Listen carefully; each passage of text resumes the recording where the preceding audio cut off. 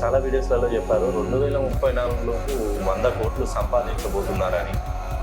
ఒక ఎగ్జాంపుల్ చెప్పాలనంటే నాది కుంభరాశి సార్. నేను ఒక చిరుద్యోగిని. ఓకే. నా సంపాదన అంతా ఖర్చులకు వీటికి వెళ్ళిపోతుంది. నేను 100 కోట్లు ఎప్పుడు సంపాదిస్తాను సార్? రైట్. అంటే వాస్తవానికి ఏంటంటే మీరనే కాదు, వాస్తవానికి ఇప్పుడు నా పక్కన కూర్చున్న మీరే ఒక డౌట్తోనే అడిగారు. అవును సార్. ఇంకా మీరే నమ్ముతారంటే వాళ్ళు వీక్షించే వాళ్ళు ఏమో నేను ఒకటే చెప్తానండి, మనిషి తలుసుకుంటే కానిదంటే ఏది లేదు.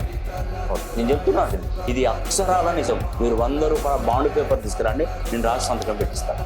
అయితే దీంట్లో 100 కోట్లు సంపాదించే రాశులను మనం గమనించినట్లయితే ఒకటి తులారాశి, రెండోది వృషభ రాశి, మూడోది కుంభరాశి, నాలుగోది సింహరాశి. ఇప్పుడు మీరు ఏ రాశి అన్నారు?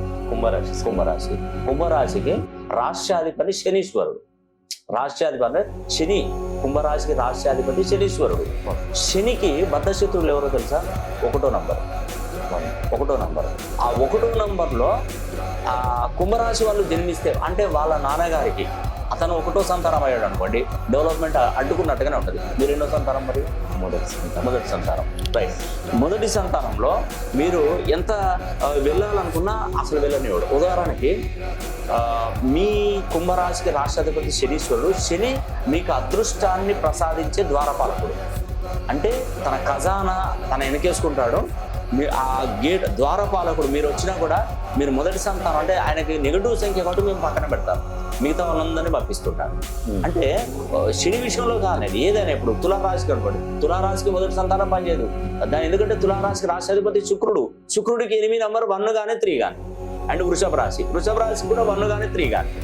మీ బర్త్ నెంబర్ 1 అనుకోండి, పనిచేయదు. Destiny number date month year మొత్తం కూడా 3 వచ్చింది అనుకో, పనిచేయదు. డెవలప్మెంట్ ఇప్పుడు ఒక విధంగా చెప్తున్నా, నీకెంత మనకు సముద్రంలో నీకు ఒక బండరాయి కట్టేసేస్తే నువ్వు పైకి రాగలుగుతావు. నీకు ఈదడం వచ్చు, ఉదాహరణకి రాలేదు వస్తారా? ఈదడం వచ్చు నీకు బండరాయి కట్టేసి కింద వేసావు, నువ్వు ఎలా తప్పించుకుంటావు? మునిగిపోవాల్సి. నీకు ఈదడం వచ్చినా కూడా నువ్వు మైనస్ ఎక్కడ? సో నేను చెప్తున్నాను, ఈ రాసులు కోటీశ్వరులు అవుతారని చెప్తాను, కానీ వాళ్ళకు ఉన్నటువంటి మైనస్లను తీసేస్తేనే మీకు అదృష్టం వస్తుంది, లేదంటే రాదండి. ఇప్పుడు ఈ రాశులలో పుట్టినవారు ఎస్, ఎల్, జి, సి, ఏ అనే అక్షరాలు అనేది కూడా వాల్యూస్ 1వ నంబర్ 3వ నంబర్ వచ్చినప్పుడు ఇంకా డెవలప్మెంట్ ఎలా ఉంటుంది?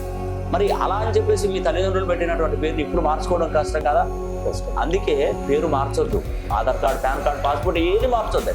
సిగ్నేచర్ కొంచెం చేంజ్ చేసుకొని పేరును ఒక రోజు నోట్బుక్లో కోర్సు రాసుకుంటూ మీరు పుట్టినప్పుడు ఉన్నటువంటి కుండలి ఇప్పుడు గోచారాన్ని కంపేర్ చేసుకొని నేను ఒక మంచి కరెక్షన్ ఇస్తాను 360 డిగ్రీలో. 1 సంవత్సరం తిరిగే లోపు మీరు బాగుపడకపోతే నేను ఈ శాస్త్రాన్ని వదిలిపెట్టకి